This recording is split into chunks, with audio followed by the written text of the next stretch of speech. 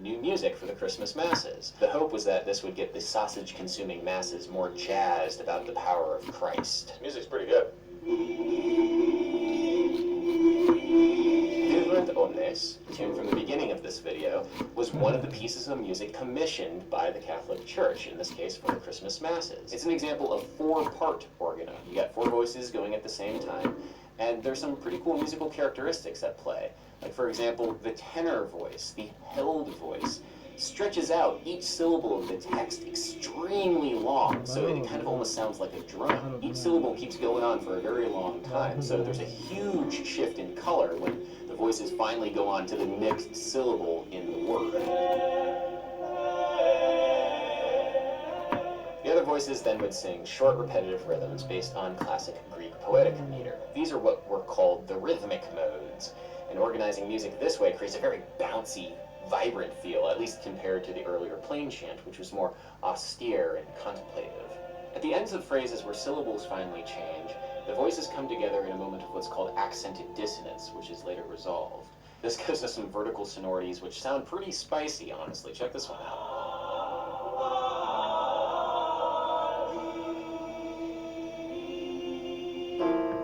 Dang, that's spicy. There's also this one.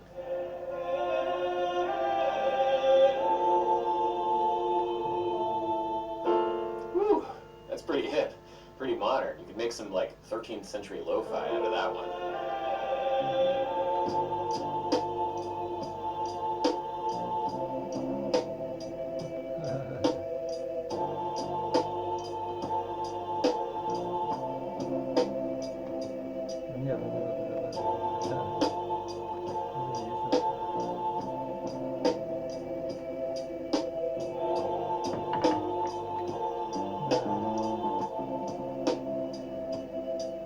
That was being made at Notre Dame in this period, the so-called Notre Dame School of Polyphony, ended up being very popular.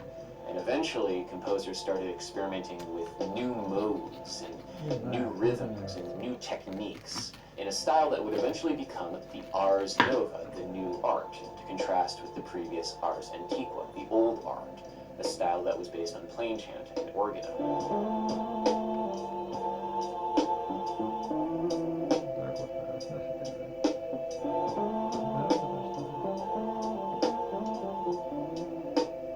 Some of these experiments in the new art proved pretty weird. Like, this stuff was really strange. Check out this madrigal from Guillaume de Machaut.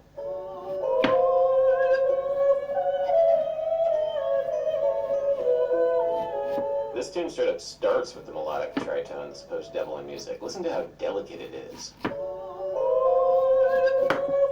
It also has a very strange use of harmony and dissonance, which might have been influenced by the actual physical spaces that this music was being performed. Dissonant passages were intentionally written higher and with less voices, compared to strong, low, consonant stacks of intervals that would reverberate with sympathetic vibrations in the cavernous churches, hopefully invoking the power of God. One of Machaut's masterworks was his Notre Dame Mass of 1365. Check out the ensemble organo singing it. It sounds so beautiful.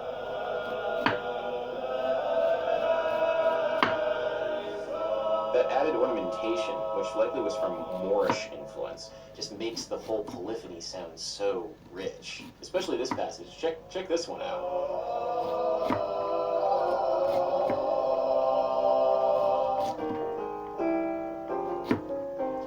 What the heck is that? Like, wow, that's spicy. Like, what would you even call that chord? You wouldn't call it a chord. Like, that's something. That's something. Woo. Don't forget, though, that this new music, this ars nova, was my idea. I corrupted the composers and convinced them to write licentious music to corrupt the souls of man. So yeah, the church started becoming very suspicious of these new composers with their ars nova and started pushing back.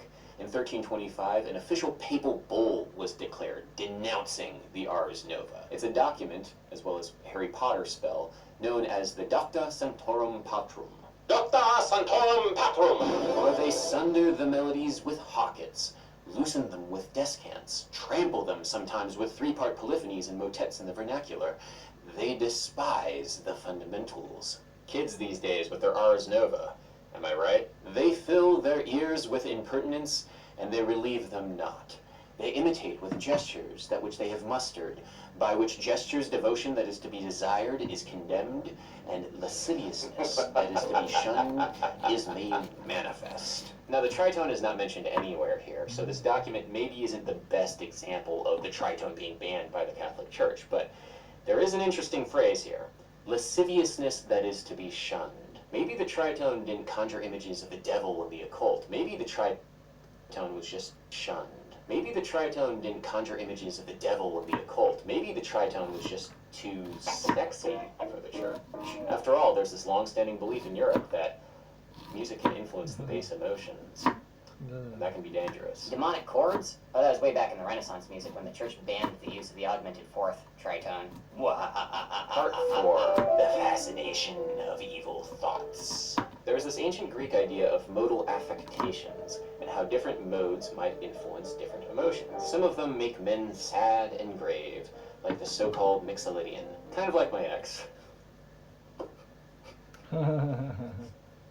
Others enfeeble the mind, like the relaxed modes. Another, again, produces a moderate or settled temper, which appears to be the peculiar effect of the Dorian, and the Phrygian inspires enthusiasm. The feeling that music had a deep sway over emotion continued throughout the Middle Ages.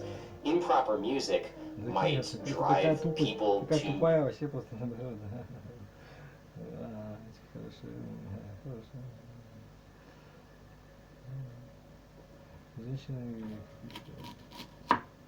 Смотри, вот эти, видимо, не зря так... Ну, ты сам вот рассуди, видишь, ты же сам понимаешь. Женщина должна быть беременной. Если у вас любовь, она должна быть беременной. Сразу же причем. Значит, пошла нахер. Да. Значит, нахер не надо. Значит, и не связывайся. Вот и все, и точка, да. Не надо быть даже, просто логика такая. Нам, мужикам, это не постичь, понимаешь? Это женская сенсуативность, значит, она не женщина, понимаешь? Ты должен ее трахать в нужное отверстие, вот и все, чтобы она забеременела. Да, ну, значит, не надо вообще. Значит, да. Вот после свадьбы, может, тогда бери ее замуж тогда. Или наоборот, хотя бы, уже училась. Да. Меня это не касается. Ну, видишь, не зря время провел. Да, да, да.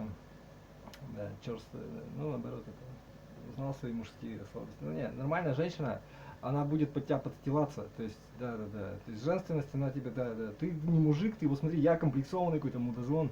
Нормальная женщина, она просто будет, как бы, да, ты такой, блин, раз воспрял, да, понимаешь. Причем не то, что она тебя там так вот, надевает, да, эти бабки работать, а когда, да. Да, то есть как бы, типа, ты сам захочешь реализовать, да, они как бы, да, понимают, да. И это добро тогда в мире, понимаешь, ты тогда король вообще всего, да. Ну, не знаю, что она королева там или просто душа, я не знаю. Ну, видишь, да. Ну, королева это, знаешь, это немножко такая тема. Да, как бы такая вещевая, рынка убытка, да. Она мужская тема, то есть женщине такой не надо, скорее как несчастье, да.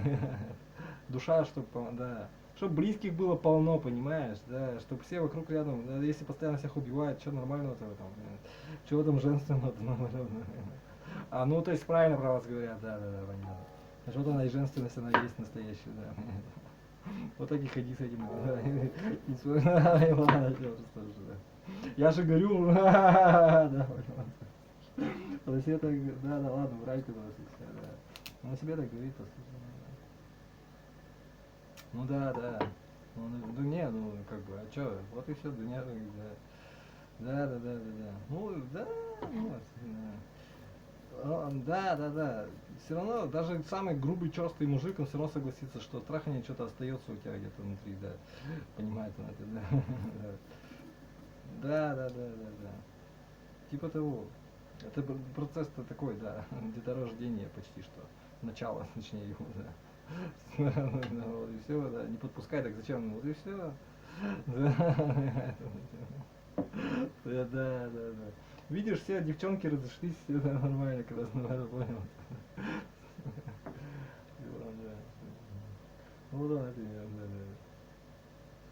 да. lustful and licentious madness. The perfect tritone, aka the devil's interval, once banned by the church but ever present in the minor seventh chord anyway. Can't stop the tritone. Tritone was literally banned for a period of time in the Catholic Church because they associated its dissonance with Satanism.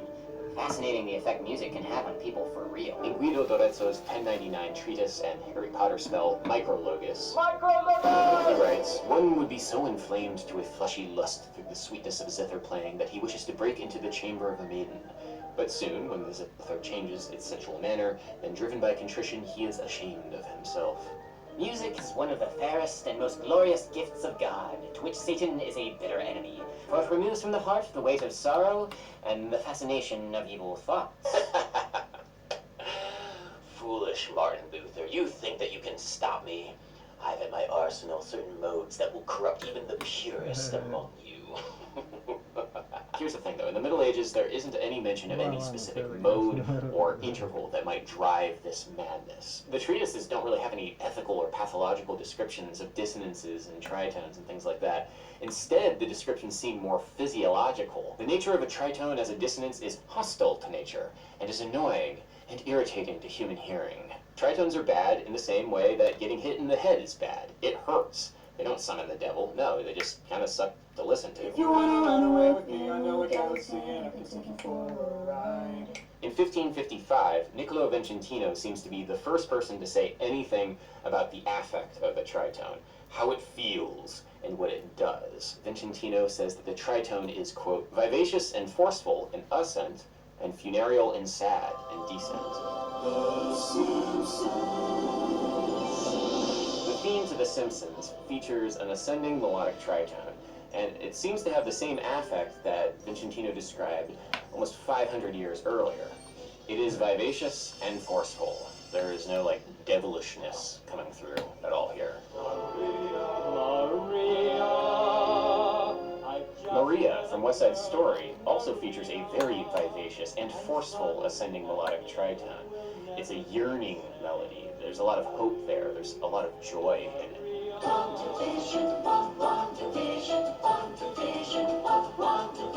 The motif used in the intro themes to WandaVision play on this trope of the vivacious, fun, and exciting use of the ascending melodic tritone. The context of the tritone in these modern examples seems to be more along the lines of how Vincentino was thinking of using tritones in his music. Less as a devilish invocation and more something triumphant.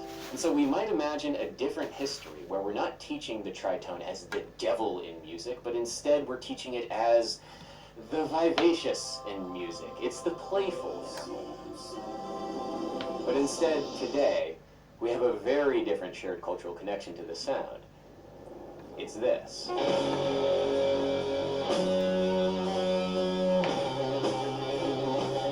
Part 5, Diabolos and Musica.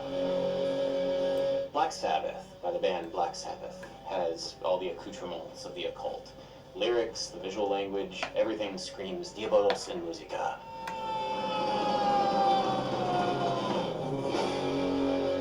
The guitar riff makes heavy use of a descending tritone from F sharp to C, in a context that sounds funereal and sad and desolate. What's interesting here, though, is exactly where Black Sabbath got the idea for this musical language of the tritone. I was a medium-sized fan of Holt's The Planet Suite, particularly Mars.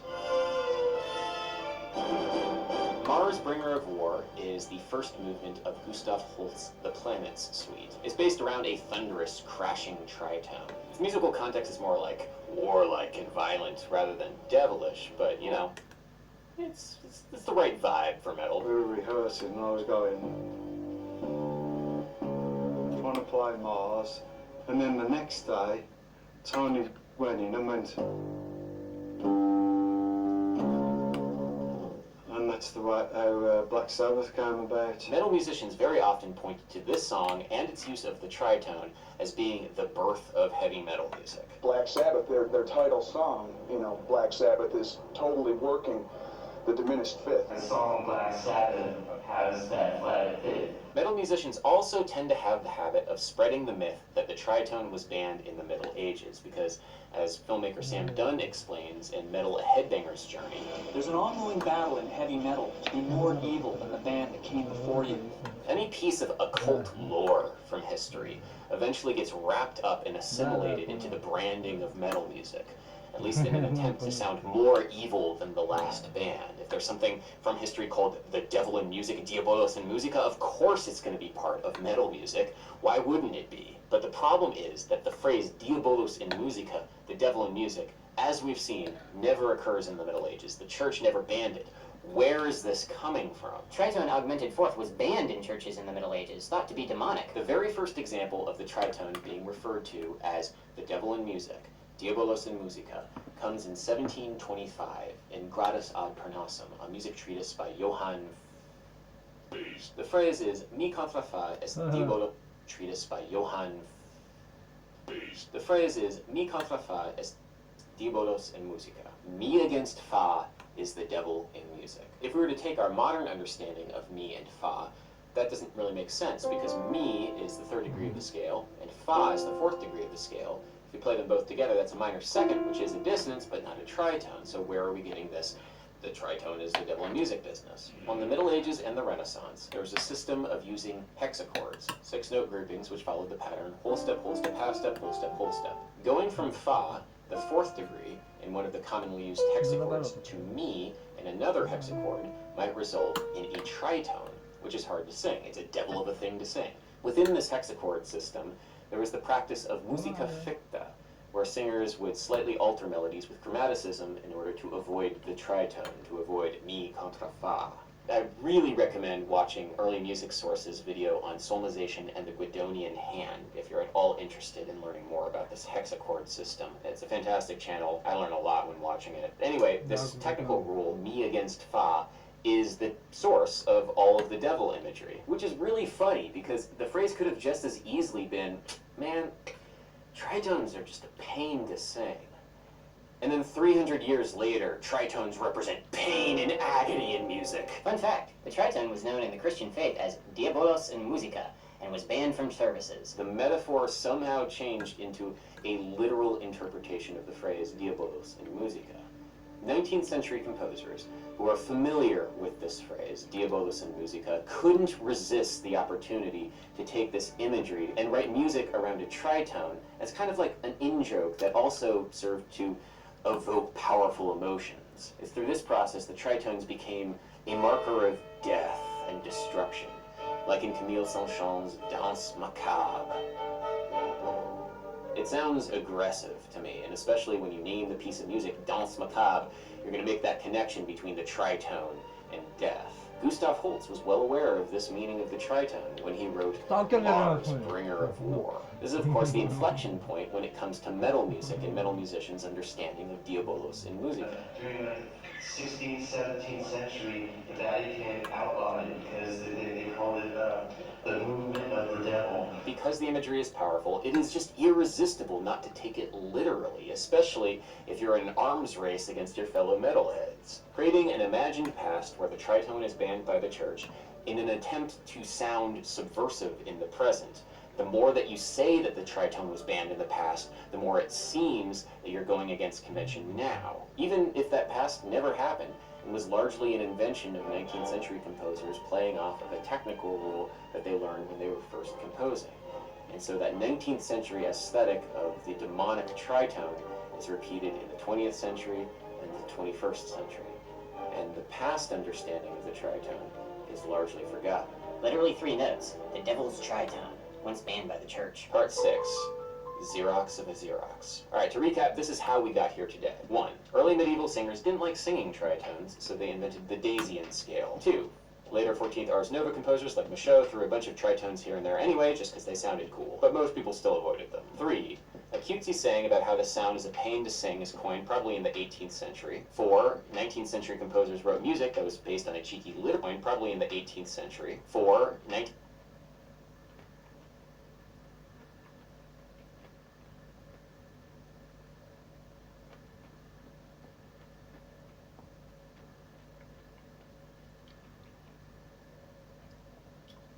A cutesy saying about how the sound is a pain to sing is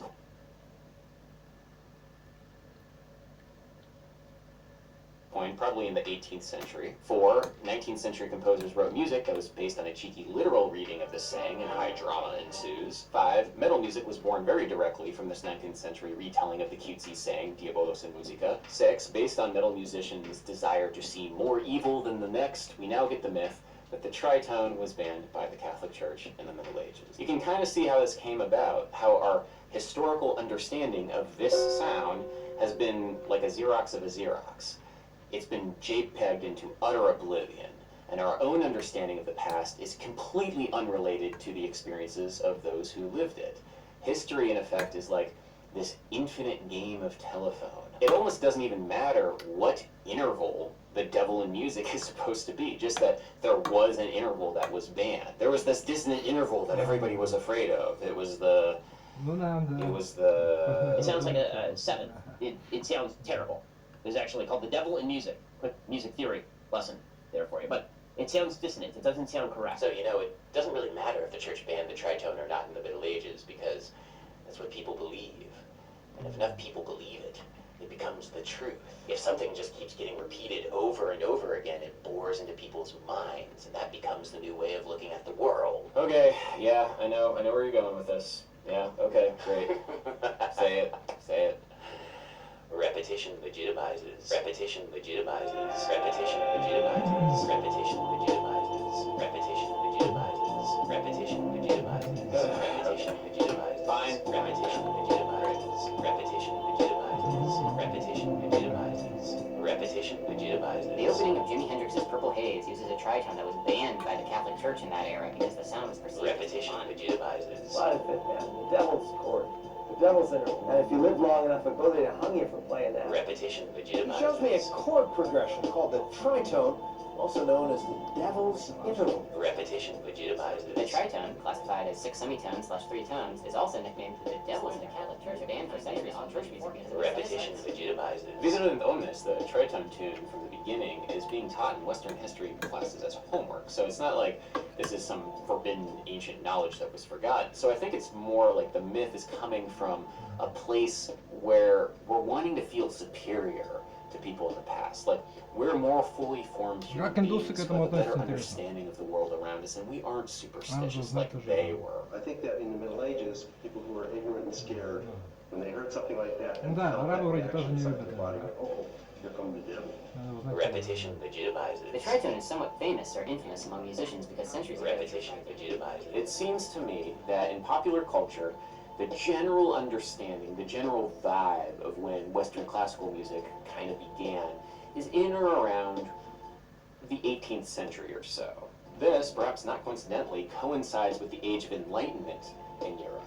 Since the Enlightenment in the West, science seems to have inexorably marched forward from the benighted past. And so, for some people, it must follow that music and art have also been in a constant state of development, getting more and more refined. Since we have technology now that we didn't have before in the past, so too it must follow that we have musical technology that we didn't have before in the past. We know now that tritones are in fact good and cool, and they can be used in jazz music. In jazz, we like dissonance, and it's really interesting. So at some point in the primitive past, they must have been bad. It was such a dissonant sound with no context that all people could say was, "This must be Satan. This is the devil speaking through music." We like dissonant things now, so there must be a higher musical technology at play than the primitive past, where people were scared of clashing musical sounds because it might invoke the devil, Diabolos in musica, which is, you know, absolutely ridiculous. In that Guillaume de Machaut madrigal, the harmony is very strange. It sounds like nothing that exists in pop music today, and that was the pop music of the time. It sounds like, I don't know, it sounds super cool. It's still harmony, like, it's very jazz, honestly. Pretty cool. You can hear me talk a lot more about the weird harmony that you hear in this magical in the companion piece to this video, which is available exclusively over on Nebula, my streaming service, where you can watch a bunch of additional bonus content, not only from this channel, but also from many of your favorite educational content creators like Wendover Productions, Mary Spender, Charles Cornell, Real Engineering, 12 Tone, and many, many more. It's a great way to watch and discover quality content ad-free, as well as support your favorite YouTube creators, and also support this channel. You know, the costume budgets and the sausage budgets sometimes are, you know, quite prohibitive here. Nebula is supported by another fantastic streaming service, CuriosityStream, the go-to source on the internet for the very best documentaries, with thousands of titles to choose from, including Inside a Virtuoso's Brain, a fascinating look at the neuroscience of musical performance. If you're interested in this, click the link in the description or go to curiositystream.com/Adam Neely. You'll not only get some of the amazing documentaries over on CuriosityStream, but also a subscription to Nebula for free. And what's more is that for a limited time, you'll get access to both CuriosityStream and Nebula for just $14.79 a year, a 26% discount, or less than $1.25 a month, which is just an insanely good deal for a subscription service. 2 subscription services, 2 of them. If you click the link in the description, you're not only supporting this channel, but all the other amazing educational content creators over on Nebula, as we build a platform that aims to engage the world in a more meaningful way, and hopefully do things like, you know, debunk the myth that the tritone was banned. Please.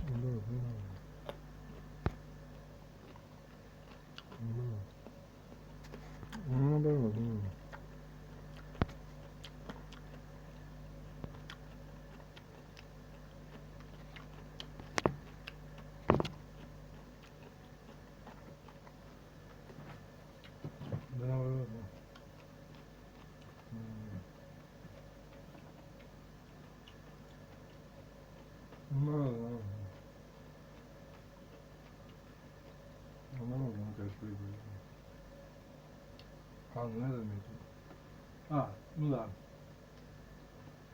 А тебе зачем себя показывать, да? Зачем, какой смысл?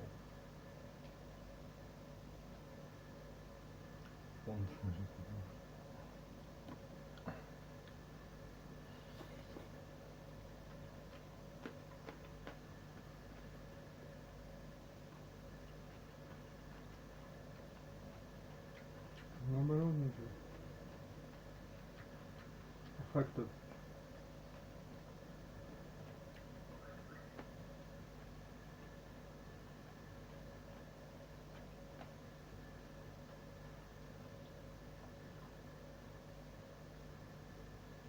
Эй! Все улетело.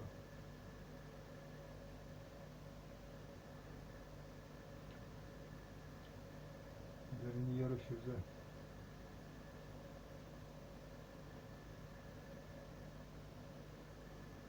Серьезно, да?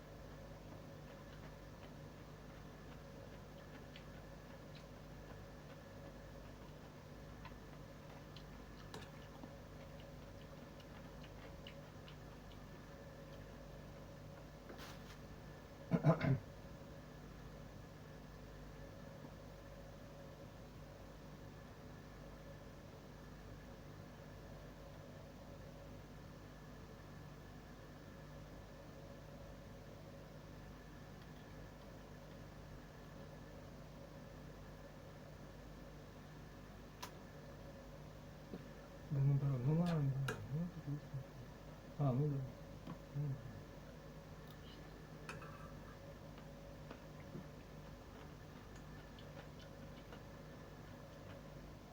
Наоборот, наоборот.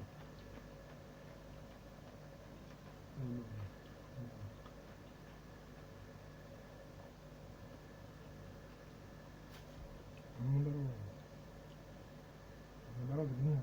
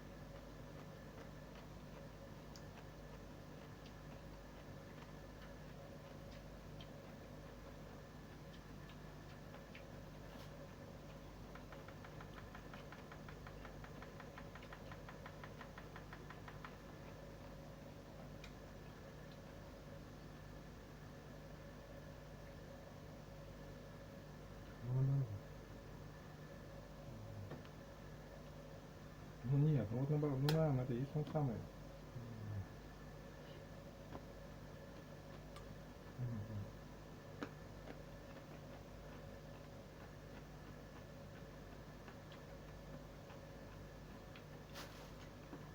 Да, да.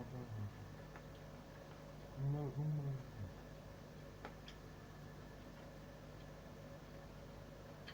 лодырь просто и все, да.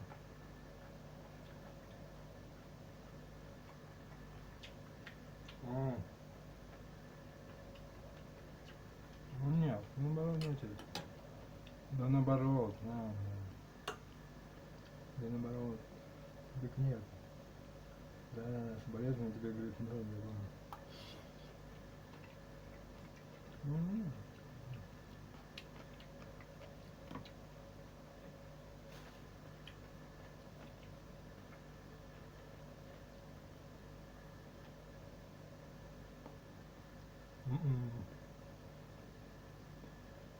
Наоборот, наоборот, наоборот, не надо.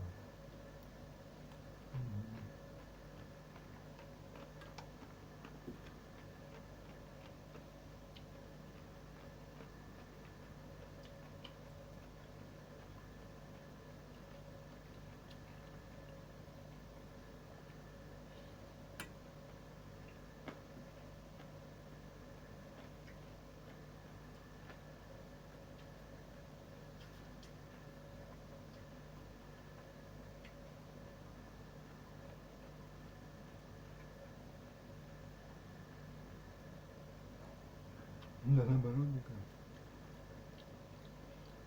Да не пиши уже себе просто все, да. Да, да.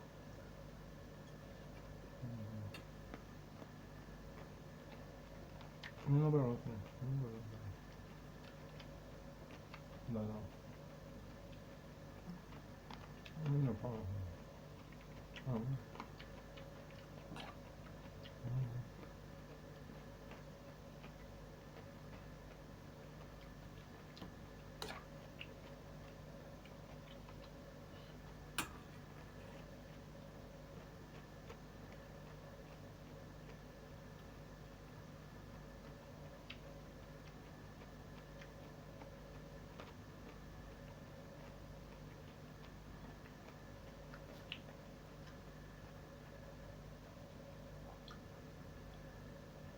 Ну, наоборот.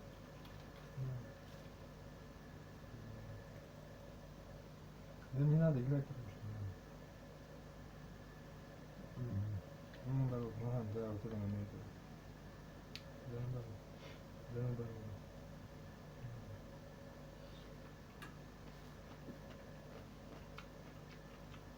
Ну, наоборот, ну,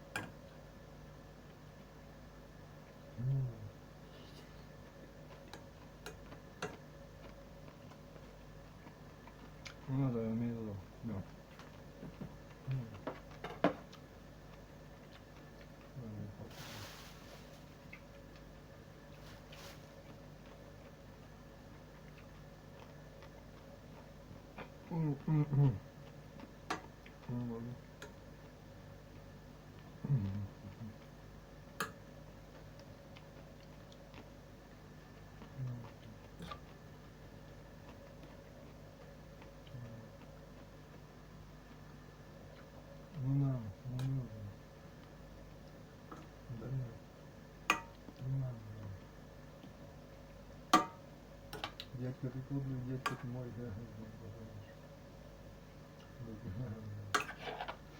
Ну ладно, да. Понимаю. Да нет. Да нет.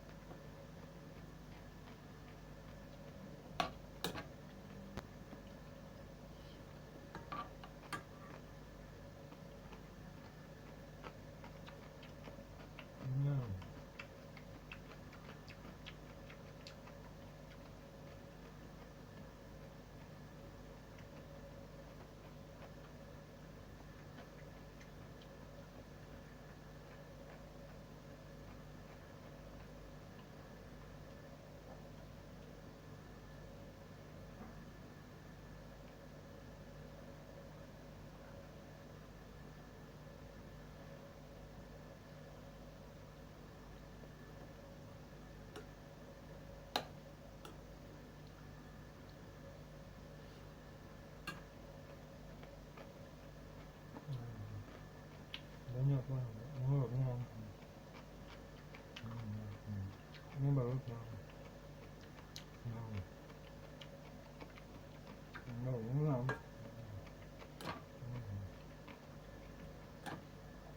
Писал тоже как все. Ну вот это он имел, да. Да, писал как все обычно.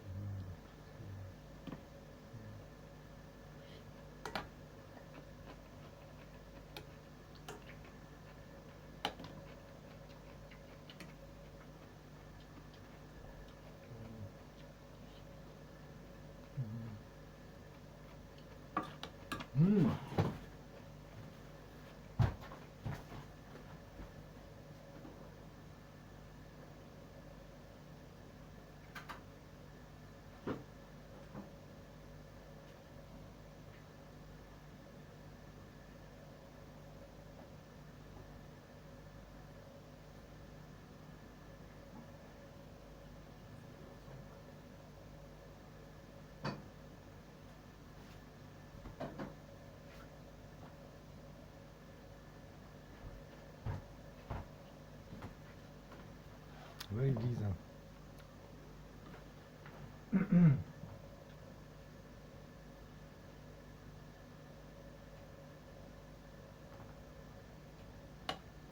Все уже пора играть.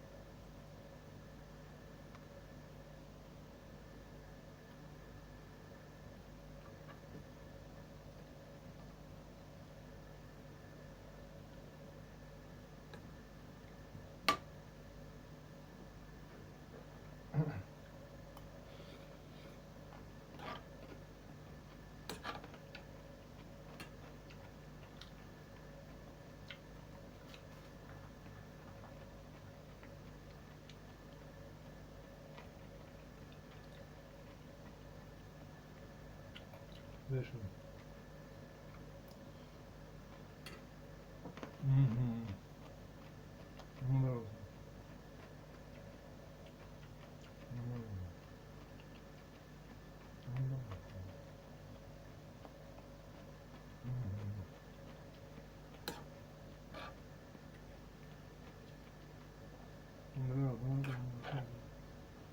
А, зачем мне это? Конечно,